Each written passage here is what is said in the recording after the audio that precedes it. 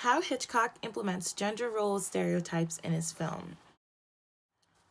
So, when creating a film, the director is given full reign and control over how he attempts to use the actors, the storyline, and the plot to direct their creative vision and develop a film that is pretty much true to their values and what they intend on creating. Auteur theory is heavily concerned with really discovering the underlying themes and stylistic tendencies that are in films by the same director that may be in different genres. In this video, we will be discussing the stylistic tendencies of Alfred Hitchcock. Alfred Hitchcock is known for creating films in the horror and suspense genres that allow the audience to be tested morally as well as the characters themselves in the film. In addition to this, his films also include many underlying messages that relate to gender roles and stereotypes about these roles in society. Hitchcock implements gender roles and stereotypes into his films that work to reinforce, complicate, and reverse the male dominant, female subordinate dichotomy. A recurring theme that is present in many Hitchcock films is men being damaged, hurt, and needing assistance and care. The film begins with introducing the audience to main character Jeffries, who is a photographer and ends up getting into an accident, leaving him wheelchair bound for 6 weeks. Here, Hitchcock plays with the gender role stereotypes. A stereotype for men is that they are supposed to be providers, self-sufficient, and able to care for themselves. However, in this position, main character Jeffries is dependent on both his caregiver and Lisa.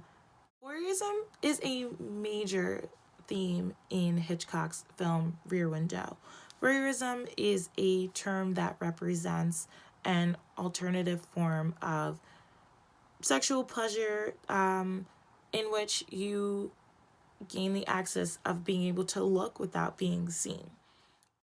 In this case, in Rear Window, main character Jeffries is bound to his wheelchair and pretty much has nothing else to do throughout the day besides look out his window and into the windows of his neighbors.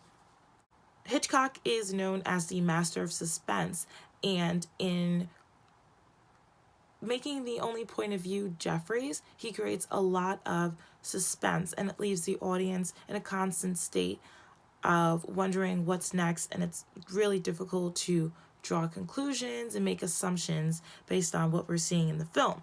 Hitchcock also complicates the gender role stereotypes with main character Lisa. On the outside, Lisa appears to be a well-dressed, sophisticated, put-together woman who enjoys putting time and effort into her good looks and clothing. Lisa, what are you doing?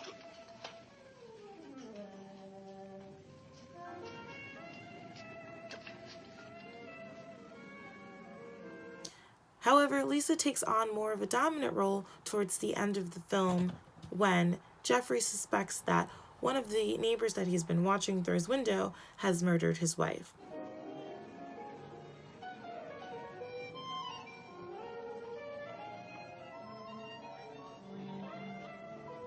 Rear Window is definitely a large representation of the time period of when it was released in the 1950s and the stereotypes that went along with the specific time period.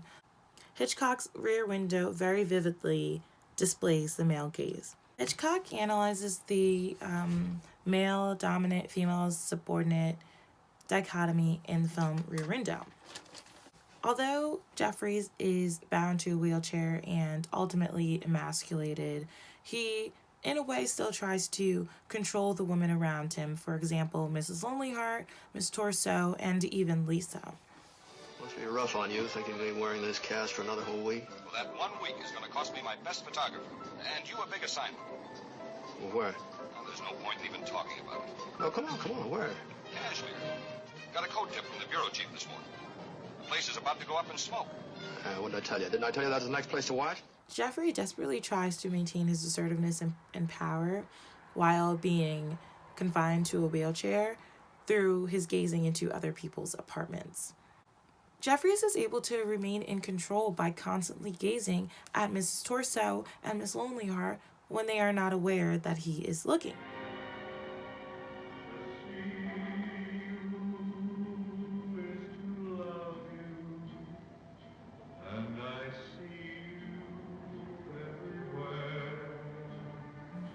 By allowing main character Jeffries to stare into the windows of Miss Lonelyheart and Miss Torso, director Hitchcock is thus reinforcing the stereotype that women are made as entertainment and as objects for male enjoyment.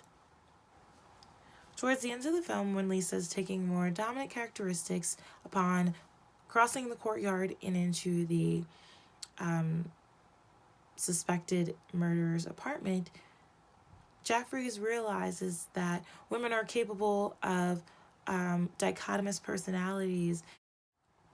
He also depends on Lisa very heavily towards the end of the film, where she herself takes it into her own hands and goes and investigates the neighbors across the courtyard who Jeffries believes may have murdered his wife. Sorry, Jeff. I got here as fast as I could. Mr. Jeffries, don't let anybody touch him. Get my medical bag from upstairs in front of you. Oh, Lisa, sweetie, if anything had happened to you. Shut up, Gee, I'm proud of you. You got enough for a search warrant now? Oh, yeah, sure. In the final parts of the film, it is clear how Hitchcock reversed gender roles when Lisa comes to the rescue of Jeffries and saves him from the murderer. It is expected that the men would be the one to save the women, and in this case, Hitchcock decided to have Lisa being the hero of Jeffrey. Overall, Hitchcock's film Rear Window encompasses many themes ranging from voyeurism to male gaze to gender role stereotypes. Because we are able to locate many of these recurring themes in a variety of Hitchcock films, it is evident that he stays true to the auteur theory. Hitchcock really understands the importance of developing stylistic tendencies that viewers can relate to and that the audience can understand and come to expect in many of his films. This film definitely demonstrates why Hitchcock is known as the master of suspense.